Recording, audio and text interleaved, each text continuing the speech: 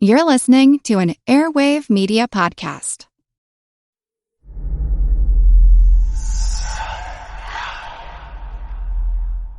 Hey y'all, spooky season is here.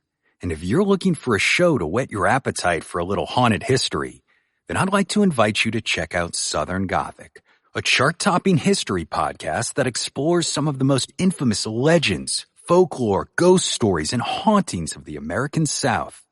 We've covered all sorts of stuff from the Bell Witch of Tennessee to the disappearance of the Confederate submarine, the H.L. Hunley, not to mention our deep dives into the local lore of some of America's oldest and most haunted cities, like New Orleans, Charleston, and St. Augustine. So, if you're ready for a little good old-fashioned Halloween storytelling with a commitment to quality historical research, then be sure to check out Southern Gothic today. It's available now on all your favorite podcast apps.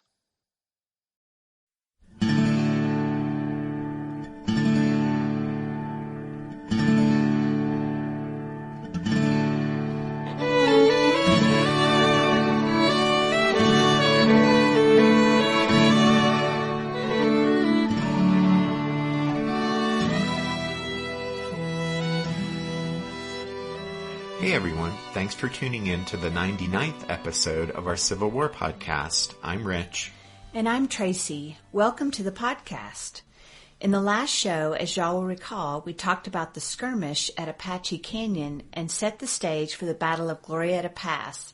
And so this week, we'll pick back up with the story and look at the decisive Battle of Sibley's New Mexico campaign. The fighting in Glorieta Pass at Apache Canyon on March 26, 1862, was between about 400 Texans led by Major Charles Pyron and around 420 Federals commanded by Major John M. Chivington. Several days earlier, Pyron's detachment had advanced eastward from the territorial capital of Santa Fe on a collision course with a strong enemy force marching from Fort Union. That force, made up of Colorado volunteers, regular infantry and cavalry, and 2 batteries of artillery, about 1,300 men in all, was under the command of Colonel John P. Slow, a 33-year-old Denver lawyer. Slow had halted his column east of Glorieta Pass, and on March 25th, he sent the detachment led by Chivington on ahead. Chivington had 4 companies of the 1st Colorado, a company of the 3rd U.S. Cavalry, and a detachment of the 1st U.S. Cavalry. It was this force that tangled with Pyron's Texans at Apache Canyon on the 26th. The Texans came out the worst in the fighting at Apache Canyon. By the time darkness brought an end to the action, the Confederates had lost 4 killed and 20 wounded, as well as 71 captured. 5 Federals were killed and 14 wounded. After the fighting was over, Pyron's men retreated through Apache Canyon to their camp at Johnson's Ranch at the western end of Glorieta Pass, where they awaited the arrival of reinforcements. Pyron had sent a messenger to Colonel William Dirty Shirt Scurry, who was about 15 miles away with the 4th Texas and part of the 7th Texas. After receiving Pyron's message, Scurry set out at once, setting out on a forced march through the night, and he reached Johnson's Ranch early on the morning of March 27th.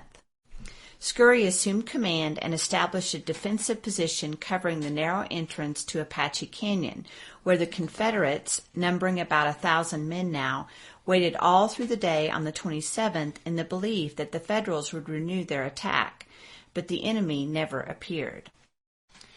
After withdrawing from Apache Canyon, Chivington's men had withdrawn to Pigeon's Ranch and there buried their few dead in a nearby field and set up a makeshift field hospital for the wounded.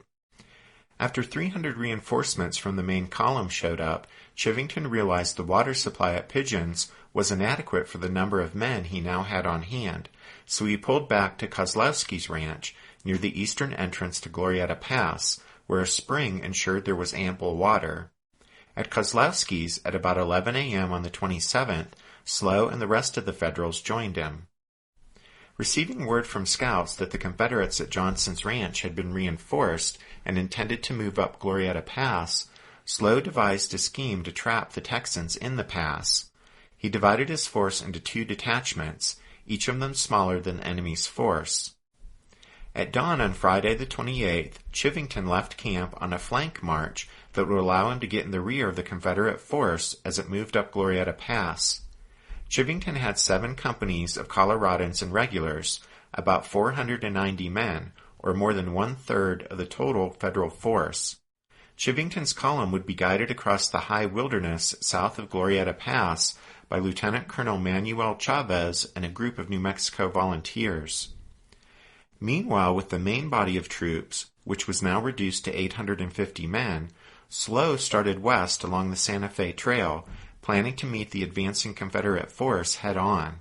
He left a small guard with the supply train, which would remain behind at Kozlowski's ranch. As for the Confederates, when the expected Federal attack failed to materialize on the 27th, Scurry did indeed make plans to advance up Glorieta Pass the next morning. He planned to renew the fight with the enemy force that had so roughly handled Pyron, and then he would push on to Fort Union and take the place. When he set out on Friday morning, Scurry, like the Federals, left the dozens of wagons of his supply train behind at Johnson's ranch, guarded by a small number of men. As Slow's Federals advanced westward, they halted at Pigeon's ranch about mid-morning. While the infantry rested or filled their canteens, Slow sent cavalry on ahead. It wasn't long before the horsemen came galloping back, reporting that the rebels were present in force only 800 yards away. One of the Coloradans, Private Ovando Hollister, wrote, quote, "Suddenly the bugle sounded assembly. We seized our arms, fell in, and hastened forward perhaps 500 yards when their artillery commenced cutting the treetops over our heads." End quote. It was about 11 a.m., and the two forces collided about a half-mile west of Pigeon's Ranch. On both sides of the road, the valley sloped up to higher elevations covered with timber and rugged masses of rock. Slow formed his main battle line right across the Santa Fe Trail, placing his 2 batteries of guns, each supported by an infantry company, across the road and partly up the northern face of a gently rising hill to the south. To the right and left of his main battle line, Slow copied Chivington's tactics of March 26th by sending skirmishers up and along the wooded slopes to flank the Texans. Scurry, meanwhile, deployed his dismounted cavalry in a line across the valley, from a fence on his left up into the pine woods on his right, with Pyron commanding the companies on the right, Major Henry Raguet the center, and himself the left. As the Federals advanced up along the slopes above the road, Scurry saw a threat developing to his left. There, Company I of the 1st Colorado attempted to move forward under cover of an old irrigation ditch so that they could flank the Texans. But Scurry responded to the threat with an attack across the field in front of the ditch. The charging Texans quickly closed with the Coloradans, and the fighting in the ditch degenerated into a fierce hand-to-hand struggle where the rebels used their pistols, shotguns, and even knives to good effect, driving the Coloradans back with heavy losses to some rock ledges on the northern side of the valley above Pigeon's Ranch. Elsewhere along the line, the Confederates were also successful. To the south of the road, Pyron's men, advancing slowly, fought their way around the Federal left. Slow, with his artillery threatened by Pyron's flanking maneuver and with Raguet's men applying increasing pressure in the center, Slow ordered his force to withdraw about 800 yards, where they would establish a new line just west of Pigeon's Ranch, where the valley narrowed to a canyon.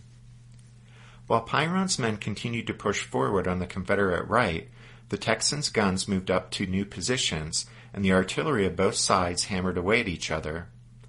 The Federal guns, especially the ones on a hill bordering the south side of the road, now known as Artillery Hill, the Federal guns on Artillery Hill got the better of the duel. Direct hits put 2 of the rebel guns out of action, and Federal sharpshooters picked off most of the Confederates working the remaining piece. The fire from the beleaguered Texan battery slackened and then almost ceased entirely. Even with his artillery almost out of action, Scurry was still confident that his superior numbers could overwhelm the enemy, so he called for a general attack all along the line. On the Confederate right, Major John Shropshire was ordered to charge up the southern side of Artillery Hill and flank Lieutenant Ira Claflin's battery of Federal guns. On the left, Majors Pyron and Raguet were directed to drive the Federals back along the rocky ledges north of the road, flanking Captain John Ritter's Federal guns positioned at the mouth of the canyon. In the center, Scurry would lead his men in a frontal attack against Ritter's battery and its supporting infantry, who were hidden behind an adobe wall and among some corral fences just 50 yards west of Pigeon's Ranch. Although Lieutenant Claflin was forced to abandon his position atop Artillery Hill and move his howitzers down to the road near Ritter's guns, the Confederate assault on the right failed when Shropshire was killed and his men were beaten back. The attack in the center, although pressed forward gallantly, fared no better. Scurry led a series of desperate charges against the Federal guns, but each time they were hurled back by the enemy cannon and their supporting infantry. On Scurry's final try, the Federals delivered a withering blast of canister into the ranks of the Texans, and then the infantry counterattacked with bayonets. There was a wild struggle before Scurry gave the order to withdraw. But on the rocky slopes on the Confederate left, the Texans had better luck. There the Southerners pushed steadily forward, finally flanking the Federal line down on the road. In the fierce combat, Raguet was mortally wounded, and Pyron had his horse shot from under him, but the Confederates' enfilading fire forced the Federal guns and their supporting infantry to hurriedly withdraw to a new position east of Pigeon's Ranch. As the Federals retreated, the Confederates followed, but the firing all but died out since both sides, after fighting non-stop for 6 hours, both sides were exhausted. Shortly after 5 o'clock, Slow ordered his men to fall back once more and return to their camp back at Kozlowski's ranch, and so the Federals withdrew from Glorieta Pass, leaving the Confederates in possession of the battlefield. As Slow's force marched off, with the Coloradans grumbling and angry that they couldn't continue the fight, a Confederate ambulance flying a white flag caught up with them.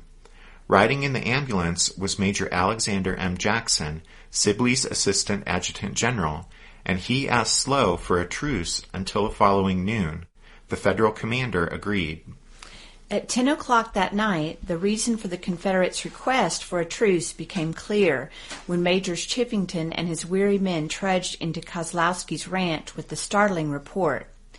Guided by Chavez, they had crossed 16 miles through the mountain wilderness south of Glorieta Pass to a 200-foot-high bluff directly above Johnson's ranch, where Scurry and Pyron had left their supply trains.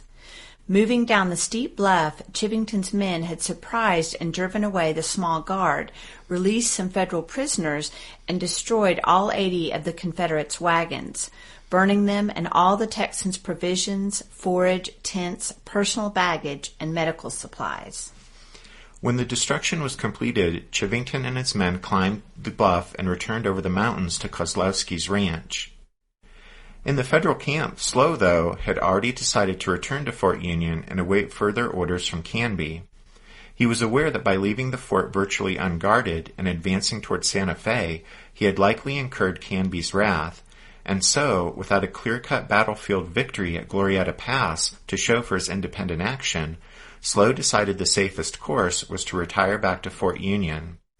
At Glorieta Pass, the Federals had suffered losses of 47 killed and 78 wounded. The Confederate losses at the battle were 42 killed and about 60 wounded. Scurry remained at Pigeon's Ranch for another day, tending his wounded in the makeshift field hospital and burying his dead. Since their tools had been destroyed along with their supply train, the Texans were forced to borrow picks and shovels from Federals who were using the truce to bury their own dead. Late on the 29th, Scurry began his withdrawal to Santa Fe. In a message to Sibley explaining his retreat back to the territorial capital, Scurry indicated just how bad the condition of his command was by writing, quote, "My men for 2 days went unfed and blanketless, uncomplainingly. I was compelled to come here for something to eat." End quote.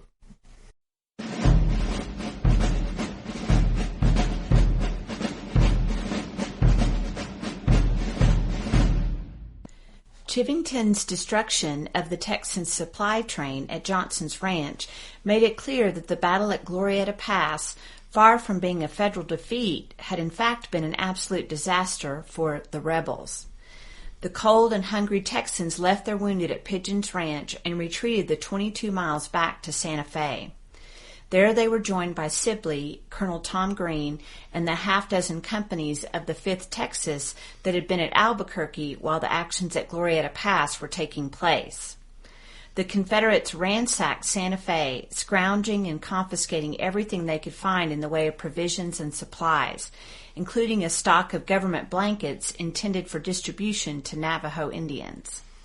But the Texans had already been in Santa Fe for nearly a month, and so there wasn't much left in the territorial capital to confiscate, and the nearby villages and farms had also already been picked clean of foodstuff and forage.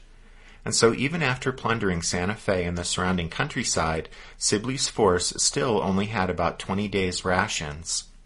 But even potentially worse than that, one of the most serious consequences of the defeat at Glorieta Pass now came to light, because destroyed with the wagon train at Johnson's Ranch had been the Confederates' entire ammunition reserve, and after taking stock at Santa Fe, it was found that Sibley's army was left with only 35 to 40 cartridges per man, enough perhaps, maybe, for one more battle with the Federals, but after that the Texans would be reduced to throwing rocks at the enemy. Canby, still down at Fort Craig, was unaware of what had happened at Glorieta Pass.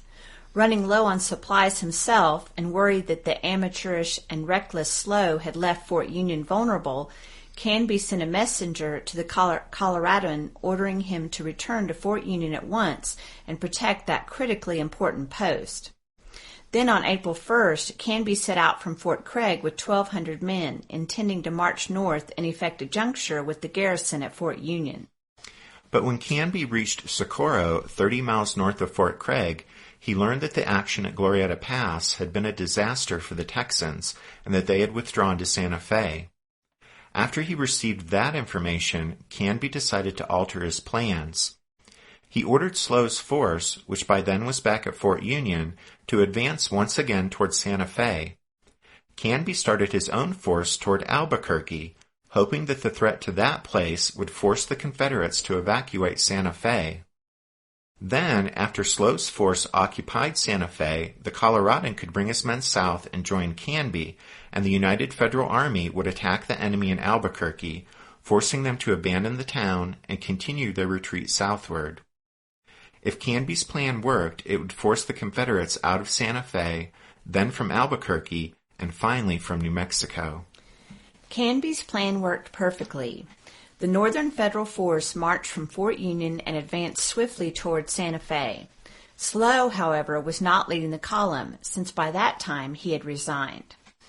Apparently, when Slough received Canby's message to return to Fort Union, he thought the dispatch also indicated he had disobeyed previous orders not to leave the fort. So, fearing that he would be brought up on charges despite his victory at Glorieta Pass, Slough resigned his commission and stepped down as commander of the 1st Colorado. Right. So Slough wasn't leading the Coloradans when they reoccupied Santa Fe on April 11th. And, just as he'd planned, Canby's feint toward Albuquerque had drawn the Texans southward, and so the Coloradans entered the territorial capital unopposed, and then continued on to join up with Canby's main force as planned. With the Federals united outside Albuquerque and with the Texans inside the town, the climactic battle of the campaign seemed about to occur, but it never took place. That's because Sibley, outnumbered and hobbled by a lack of supplies, was left with no choice but to withdraw from Albuquerque and retreat from New Mexico. And so on April 12th, the Texans evacuated the town and started south down the Rio Grande.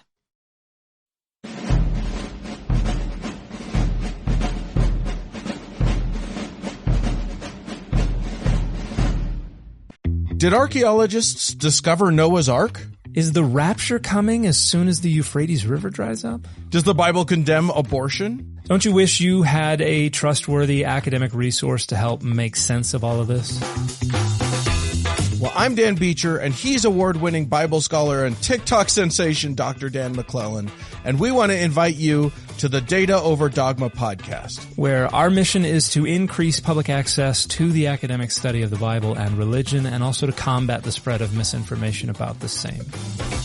But, in a fun way. Every week we tackle fascinating topics. We go back to source materials in their original languages. And we interview top scholars in the field. So whether you're a devout believer, or you're just interested in a clear-eyed, deeply informed look at one of the most influential books of all time, we think you're going to love the Data Over Dogma podcast. Wherever you subscribe to awesome shows. What's something you learned in history class that you feel wasn't the whole truth? Better yet, what's something you didn't learn at all that was omitted completely? That's what I'd like to call redacted history. I believe that all history, no matter how good or bad, needs to be told. There are wars, massacres, battles, and entire historical events that are just not in our school's history books. Have you ever heard of Mary Bowser? I didn't think so. My name is Andre White, the host of the Redacted History Podcast, the place where history's forgotten events, heroes, and villains get their story told, one episode at a time. So come huddle around the campfire with me and get ready to hear the stories that you were robbed of. And get comfortable. We're going to be here a while. The Redacted History Podcast. Real history never dies. Stream the Redacted History Podcast on Apple Podcasts, Spotify, or wherever else you get your podcasts. The Confederates' evacuation of Albuquerque was just the beginning of a long, agonizing retreat all the way back to south-central Texas. On April 15th, near the village of Peralta, about 15 miles south of Albuquerque, Canby found Colonel Tom Green's 5th Texas separated from the rest of the Confederate force by the Rio Grande. Not wanting to have to feed prisoners from his own meager supplies, Canby at first declined to attack the heavily outnumbered rebels. But when Green's artillery opened fire, the Coloradans, eager to have another go at the Texans, pitched into the enemy. Green's force was pushed back into Peralta, whose thick-walled adobe buildings ran for 2 miles along the river. Seeing no reason to risk heavy casualties and house-to-house fighting, Canby again ordered his men to halt and hold in position. After that, the fighting consisted of little more than random skirmishing and sporadic artillery fire, all brought to a close by a blinding dust storm late in the afternoon that covered Green's withdrawal across the river. The battle at Peralta was the main flare-up of combat that occurred during the Texans' retreat from New Mexico. That's because, since the pressure from the pursuing Federals was enough to hurry the Texans southward, Canby realized he didn't actually need to fight the Confederates to get them out of New Mexico. During the retreat, Sibley was afraid to pass too closely to Fort Craig, so his plan was to circle around the place and then return to the frontier road south of the fort. And so, abandoning their sick and wounded, as well as all wagons, baggage, and supplies not deemed absolutely essential, the Confederate column left the road and struck off into the wilderness west of the Rio Grande on a hazardous detour. The 100-mile-long detour took the Texans 8 days to complete, and during the difficult march, the men's morale cracked and Sibley's army virtually disintegrated. As the column struggled through the waterless wasteland of narrow, sandy canyons, dense thickets of chaparral, and up and down steep, thickly timbered mountainsides, discipline dissolved, and according to one survivor, it was every man for himself as the Texans found themselves engaged in a desperate daily battle for survival. Quote, "No order was observed, no company stayed together. The wearied sank down upon the grass, regardless of the cold, to rest and sleep. The strong, with words of execration upon their lips, pressed feverishly and frantically on for water." End quote. Throughout the ordeal, Sibley failed to exercise leadership or provide inspiration to the men. He rode in an ambulance, ignoring the desperate plight of his troops. The head of the bedraggled column finally reached the Rio Grande again on April 25th. Sibley then paused at Mesilla, but was back at Fort Bliss near present-day El Paso by the first week in May. Behind him, his tattered, half-starved troops were strung out for 50 miles. They cursed him for his, quote, "want of feeling, poor generalship, and cowardice," end quote. But the Texans' nightmare wasn't over once they reached Fort Bliss, because there Sibley learned that a column of federal troops from Southern California was nearing the Rio Grande to reinforce Canby's force in New Mexico. The oncoming Federals were a force of 2,350 men, composed of various California volunteers and a company of regulars from the 3rd U.S. Artillery. The force had been assembled at Fort Yuma on the California-New Mexico border. In command was James H. Carleton, a veteran Army officer. Moving eastward, elements of Carleton's so-called California Column had reached the neighborhood of Tucson by mid-March. Despite skirmishing with Texans at Picacho Pass and engaging in some sharp fighting with Apaches along the way, the first elements of the California Column arrived at the Rio Grande above Mesilla on July 4th. By that time, Sibley and many of his remaining men were in flight back to San Antonio. A rear guard of about 600 Texans had been left up at Fort Fillmore under the command of Colonel William Steele, but on July 8th they too withdrew before the approaching Californians. With their departure, the last semblance of a Confederate presence in New Mexico vanished. The journey back to San Antonio, across hundreds of miles of West Texas desert, moving from waterhole to waterhole in the scorching heat of midsummer, was the ultimate ordeal for the remnants of Sibley's army. A stagecoach from El Paso passed some of the troops, and a female passenger wrote that the wretched men, quote, were suffering terribly from the effects of the heat. Very many of them were afoot and scarcely able to travel from blistered feet. They were subsisting on bread and water, both officers and men. Many of them were sick, many ragged, and all hungry. End quote.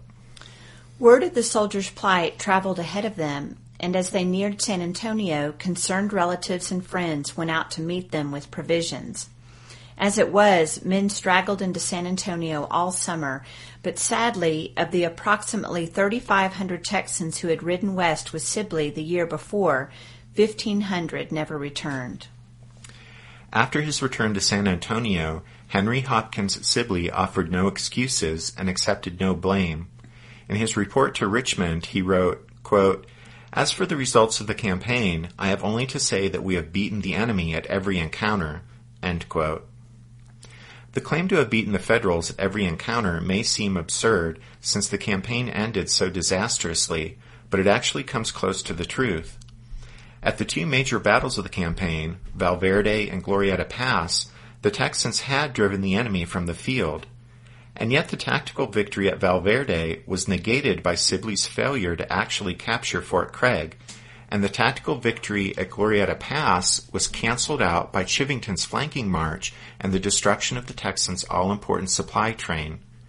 So, at the conclusion of an expedition that turned into such a disaster, for Sibley to write, "As for the results of the campaign, I have only to say that we have beaten the enemy at every encounter," well, that's just trying to put lipstick on a pig.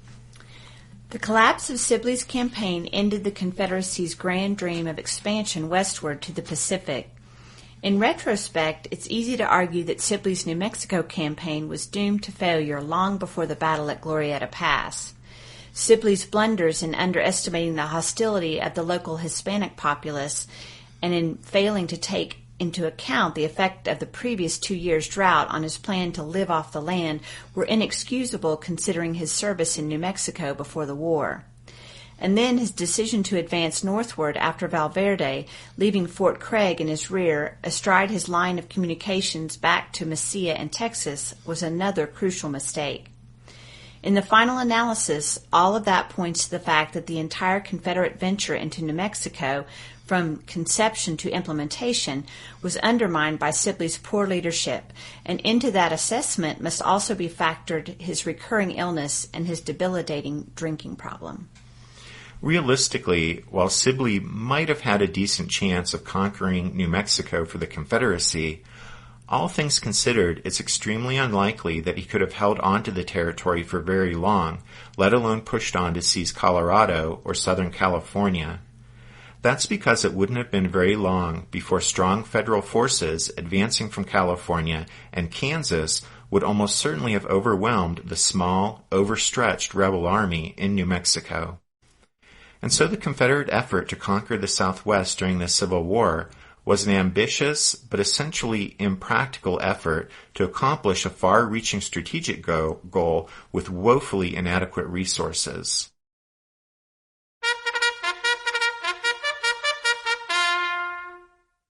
That means it's time for this episode's book recommendation. And this time we have not one, but two books for you.